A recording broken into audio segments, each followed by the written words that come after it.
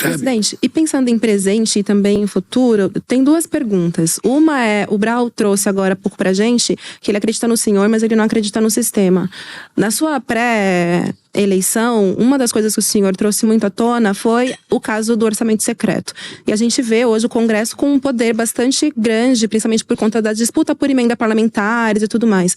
Qual tem sido o desafio para o senhor de conseguir colocar na rua aquilo que o senhor se comprometeu com o povo antes da eleição? Veja, esse foi um crime que foi cometido no governo Bolsonaro. O Bolsonaro, como era muito incompetente, ele permitiu que o Congresso Nacional, sabe, tivesse metade do orçamento da União hoje está no Congresso Nacional.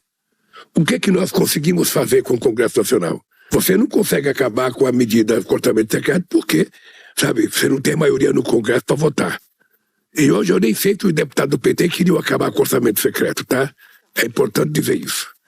Mas o que nós fizemos? Nós fizemos um acordo que grande parte das emendas do deputado são dirigidas a programa do governo, sabe?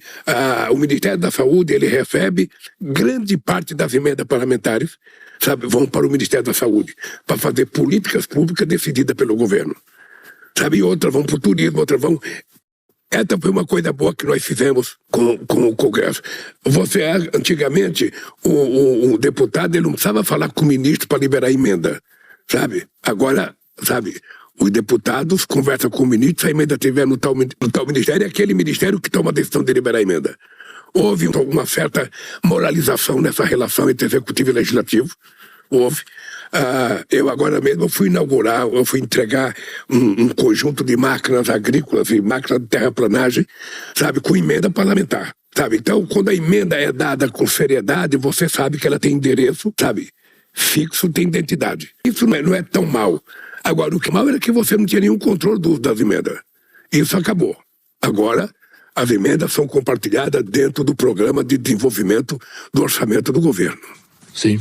Uma outra pergunta, pra gente fechar essa, é que, falando de futuro, o Brau perguntou da sua saúde. E aí, pensando no pleito de 2026, o último Datafolha, que também, de novo, saiu há poucos dias antes da nossa entrevista, no eventual segundo turno com o Tarcísio, por exemplo, o Tarcísio de Freitas seria o candidato que mais seria uma ameaça para sua vitória num segundo turno. E aí, pensando no que o Brau também disse, que ele criticou, por exemplo, o Alckmin como seu vice, o senhor acha que essa ideia de frente ampla, por exemplo, um vice do senhor novamente em 2026, de um outro espectro político do que a gente acredita que o senhor tem, que é a esquerda, o senhor acha que funcionaria mais uma vez? O senhor acha que teria que repetir essa dose de combinação? Olha, vamos fazer uma retrospectiva eleitoral nesse país. A primeira vez que eu fui candidato foi em 89. Sim. Eu era um ser mais ou menos desconhecido. Eu tinha sido deputado constituinte e tinha ficado conhecido pelas greves de 1980. Eu fui o segundo colocado numa disputa onde estava Dr. Ulisses Guimarães, Paulo Maluf, Mário Covas, Afif Domingos, Enéas, Roberto Freire, Aureliano Chaves. Ou seja, eu fui pro segundo turno com o Collor de Mello, tá lembrado? E ele ganhou? Ele ganhou, tive 47% dos votos, tá? Depois de 94 eu fui candidato outra vez. Eu perdi pro Fernando Henrique Cardoso. Eu fui o segundo colocado. Em 98 eu fui outra vez para disputa com o Fernando Henrique Cardoso. Eu tive 32%, eu fui o segundo colocado. Em 2002 eu fui 2006 eu fui o primeiro, 2014 o PT foi o primeiro, 2018 eu não pude concorrer, o Haddad foi o segundo, o PT foi o segundo, e em 2022 eu ganhei outra vez. Sim. Então, deixa eu lhe falar uma história bem carinhosa assim, você vai. Eu tenho dito para minha mulher e tenho dito para meus companheiros, um candidato meu. Eu não sou um candidato meu, eu quero ser candidato. Não, eu não sou um candidato meu. Eu, se estiver no momento eleitoral, com a saúde que eu estou hoje, com a vontade que eu estou hoje e com a disposição que eu tenho, tá? Eu serei candidato para ganhar as eleições. Que a extrema-direita está procurando adversário, está procurando. Eu vejo todo dia nome. Eu vejo Tarcísio, eu vejo Ratinho, Caiado, eu vejo Zema, todo dia está procurando. Todo dia estou procurando. Não tem nenhum problema. Pode procurar candidato que eles quiserem. Se eu for candidato, é para ganhar as eleições. Tá? Porque eu, se depender do meu esforço físico, da minha consciência política, a extrema-direita não vota a governar esse país. Pode ter certeza disso. Sabe, quem quiser ganhar de mim vai ter que andar mais do que eu na rua, vai ter que fazer mais discurso do que eu na rua, vai ter que conversar mais com o povo do que eu na rua, e vai ter que fazer mais do que eu. E eu duvido que tenha alguém que seja capaz disso. Pelo menos dos que estão aí. O senhor acha que a militância de esquerda está na rua? Eu acho, a militância social, ela é que se a gente ficar com a lembrança dos anos 80, a gente vai perceber que a militância está mais frágil. O movimento sindical é muito mais frágil. O movimento de saúde está muito mais frágil. Você está lembrado daquele vários movimentos que a gente tinha, está muito frágil. O movimento que continua forte, você tem o MST que está muito forte e tem o MTST que está muito forte, que é o movimento por habitação. Tá? Mas o movimento em si, ele caiu. Por que também caiu? Porque quando você tem um governo que faz, o governo está junto. Quando você tem um governo inimigo, o governo se retrai. O movimento se retraiu um pouco no governo Bolsonaro. Porque o Bolsonaro não vacilava. Ele dizia, eu vou bater, eu vou não sei da conta e tal. Então, o que nós trouxemos um movimento, sabe? Eu acho que o movimento pode ir para a rua. Eu tenho na organização do governo, nós temos a Secretaria-Geral que reúne praticamente 370 entidades que participam do governo, que ajudam a formular política, sabe? Mas o que eu tenho dito para as pessoas é preciso que vocês aprendam a fazer a disputa na rede digital, porque o nosso movimento ainda não aprendeu. O movimento sindical não aprendeu. Sabe? E as pessoas não podem querer fazer sindicalismo como eu fazia nos anos 80. As coisas mudaram muito. Mudou o comportamento das pessoas. Sabe? Eu digo para vocês o seguinte, a mentalidade das pessoas hoje é uma mentalidade de muita independência, sabe? Com relação às coisas. O cara hoje não quer mais saber de jornal nacional. Ele não quer saber mais de jornal da Band, da Record. Ele quer saber o seguinte, eu sou a minha notícia. O Mano Brown falou outra coisa, o Mano Brown está errado, já vai esculhambar você logo, vai dizer, sabe? Então nós temos que estar só preparados para isso. E eu quero dizer, Semai, se eu for candidato a presidente, eu serei candidato para ganhar. Eu não vou ser candidato para disputar. Da forma mais democrática, eu não vou fazer que nem o outro, chorar, ficar dentro de cara chorado, inventar um golpe, não. Eu perdi 3 eleições, aceitei o resultado, e quando eu ganho, eu também quero que as pessoas aceitem o resultado. E eu tenho certeza, Mano Brown, tenho certeza, a gente pode voltar a conversar em setembro do ano que vem, sabe, que nós vamos entregar esse país redondo, sabe, com a nossa querida Débora, que foi a primeira pessoa que você citou aqui na tua primeira pergunta, feliz da vida, porque ela vai estar vivendo o mundo que ela quer viver. Esse país tinha parado com Minha Casa Minha Vida. Nós estamos fazendo mais 3 milhões de Minha Casa Minha Vida. Sabe, não tem sentido esse país ter parado. Esse país ficou praticamente amorfo e nós estamos dando vida a esse país.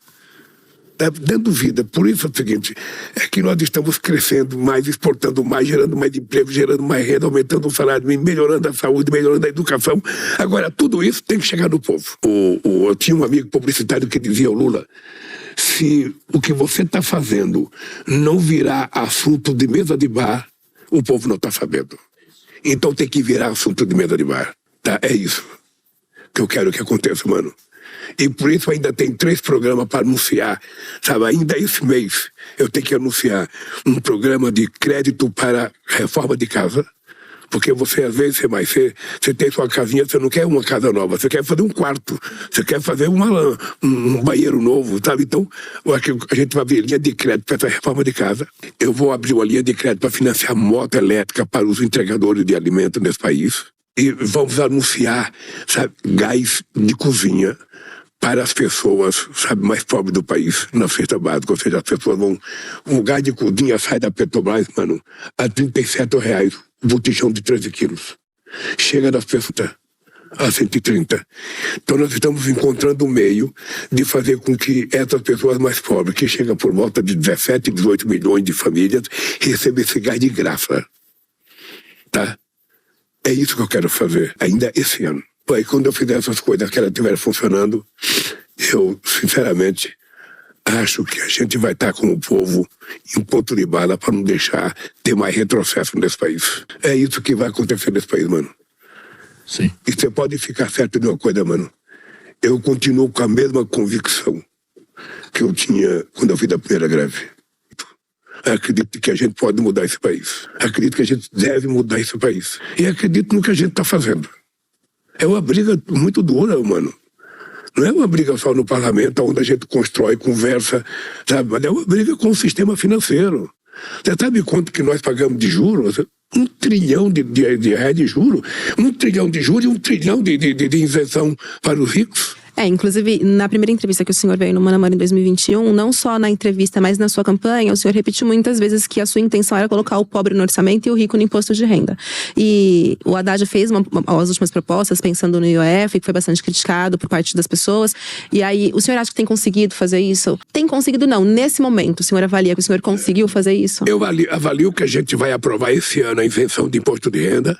Até quem ganha até 5 mil, totalmente isento. E Tá. quem ganha até 7.200 vai ter um desconto também. Aprovar para passar a valer Vai 26. aprovar.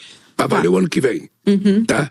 A segunda coisa que nós fizemos muito importante é reduzir a energia elétrica para quem consome 80 kW. Tá? Quem consome 80 kW não paga nada hoje. Se tiver uma renda per capita até meio salário mínimo. Se tiver uma renda per capita entre meio salário mínimo e um salário mínimo, até R$120 essa pessoa vai ter, até 120 kW essa pessoa vai ter desconto. Isso vai atender mais de 90 milhões de pessoas, tá? E tudo isso é uma forma de aumentar o poder aquisitivo do povo. Tudo isso é uma forma de aumentar. Na reforma tributária, nada que for de alimento vai pagar imposto. Tá? Nem a carne vai pagar mais imposto. Tá? Agora, isso só vai valer quando for em 2007, quando entrar em vigor a nova reforma tributária. Muitas vezes, né, Brau, a gente já conversou algumas vezes que as pessoas às vezes acabam entendendo que, por exemplo, aumentar o imposto para a classe mais rica pode resvalar no próprio trabalhador. A gente conversou bastante, né, Brau, em vários episódios, por exemplo, de como as pessoas têm rejeitado o CCLT. Nas redes sociais, isso inclusive tem virado uma chacota, né? Ai, você é CLT, ou eu sou CLT, ou eu não quero trabalhar para o governo. E muitos empresários dizem, não contrato CLT porque o imposto é muito alto. Porque qual é a relação, presidente? Primeiro, aumentar o imposto para quem tem um valor aquisitivo, é mais rico no país, vai resvalar no trabalhador, para começar. E depois, como o senhor avalia a CLT hoje? Então, deixa eu te dizer uma coisa. A primeira questão do imposto, tá? A questão do imposto. Todo imposto que o rico paga, ele joga no preço do produto que ele fabrica. Quem compra aquele produto é que termina pagando o imposto. E nós temos que ter claro isso. Tá. Agora, quem paga imposto de verdade nesse país é quem recebe salário no fim do mês, recebe contra-cheque, recebe olerite. Esse paga na fonte, porque esse não tem como sonegar. Esse não tem como mentir, é descontado na fonte. Recebeu o salário, você desconta na fonte acima de R$1.900, agora vai ser a partir de 5 mil. Quem recebe, sabe, salário, desconta imediatamente. Os outros não descontam. Eu vou te dar um exemplo, sabe? Você tem, por exemplo, quando o cidadão recebe bônus das empresas, milhões, ele não paga imposto de renda. Quando o cara investe em título, ele não paga imposto de renda. Quando a Petrobras distribui dividendo, veja, um trabalhador da Volkswagen ou da Ford, se ele ganhar R$20 mil por mês de participação no lucro, ele paga 27% de imposto de renda. Um acionista da Petrobras vai distribuir 45 bilhões de reais para o acionista, ele não paga nada de imposto de renda. Então, quando nós tomamos a decisão de fazer a isenção, é porque nós queremos que uma parte mais rica, quem ganha acima de 1 milhão por ano, paga um pouquinho para poder beneficiar as pessoas mais pobres que ganham até 5 mil reais. E tem gente dizendo que quem ganha 5 mil não é pobre. Tem gente dizendo que quem ganha 5 mil não é pobre, ele tem que pagar imposto de renda. Mas ele que ganha 2 milhões não paga. Sonega. Então você veja um negócio, os empresários que acham que aumentar o salário mínimo em 5% é muito, eles têm 860 bilhões de isenção de imposto. Eles têm quase que isenção de imposto quanto custa a aposentadoria nesse país, para quase 36 milhões de pessoas. Olha, que absurdo é esse? Aonde é que a gente vai levar esse país? Então, veja, é importante que a gente quer fazer justiça tributária. A gente quer fazer justiça, que as pessoas que ganham mais, paguem mais, quem ganha menos, pague menos. E as pessoas que são mais vulneráveis que não paguem imposto de renda. Esse é o jogo que está sendo jogado. O IOF do Haddad não tem nada demais. A Haddad faz com que o Haddad quer que as BETs paguem imposto de renda, que as FATECs paguem imposto de renda, que os bancos paguem imposto, tá? Não é imposto de renda, é pagar um pouquinho só, para a gente poder fazer a compensação. Porque toda vez que a gente vai ultrapassar, sabe, o arcabouço fiscal, a gente tem que cortar do orçamento. Então, se eu tiver que cortar 40 bilhões do orçamento de obras, de rua, para saúde, para educação, eu tenho que ter uma compensação. O IOF é um pouco para fazer essa compensação, sabe? Então nós estamos pegando os setores que ganham muito dinheiro, que pagam muito pouco. As BETs nós estamos saindo de... eles pagam 12, nós queremos que pague 18. Eles ganham bilhões, não querem pagar. As FATECs hoje são quase que uns bancos, não querem pagar. Então essa briga nós temos que fazer, gente. Sabe, não dá pra gente ceder toda hora. Essa briga nós temos que fazer. Nós temos que dizer alto e bom som, sabe, que a gente precisa levar esse povo pobre a um padrão de vida um pouco mais digno. Quando eu deixei a presidente, a gente tinha acabado com a fome. Quando eu voltei, tinha 33 milhões de pessoas passando fome outra vez.